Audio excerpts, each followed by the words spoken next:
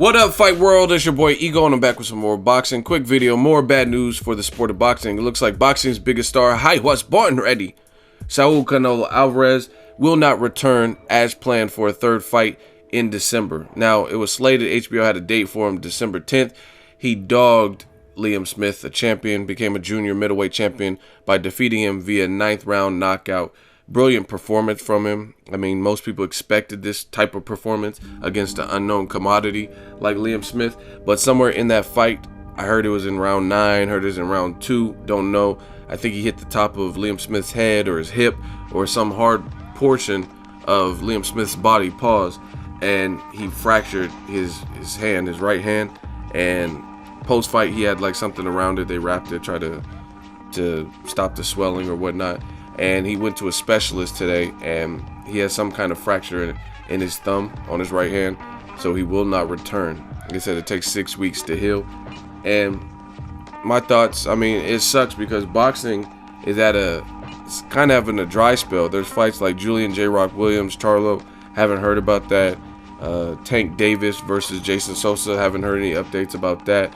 Heard Miguel Cotto probably won't return this year, and then the Lamont Peterson versus Cotto will probably happen in 2017 instead of at the end of this year. So Cotto's not coming back. I don't even know what Cotto's doing because, to my knowledge, he hasn't fought since his fight with Canelo in last year. So, I mean, it's just a lot of inactivity for no reason. Other guys like Mikey Garcia, Chavez Jr., Andre Ward, they've been inactive in the past, but it was because of legal issues or injuries.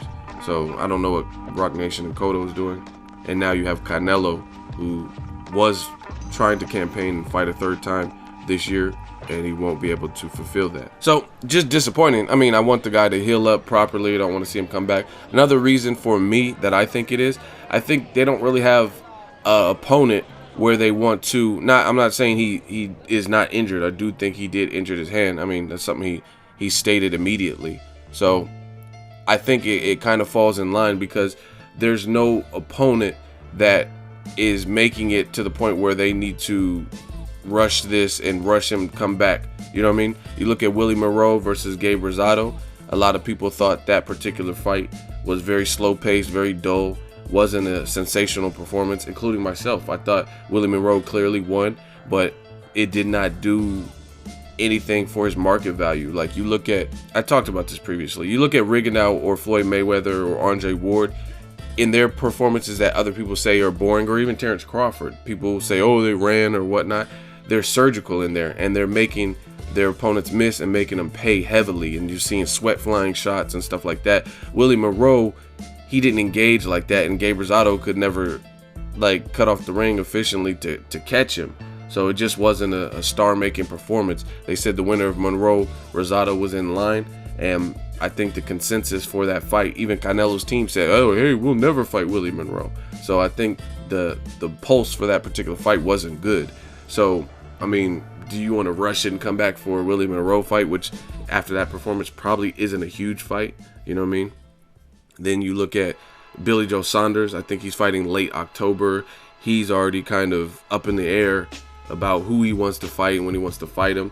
So there's really no guarantee for that. David Lemieux is fighting some bum in Canada in late October, so it's not likely for him. Then you have a former sparring partner that helped you for the Cotto fight. I think it was the Cotto fight, in Curtis Stevens.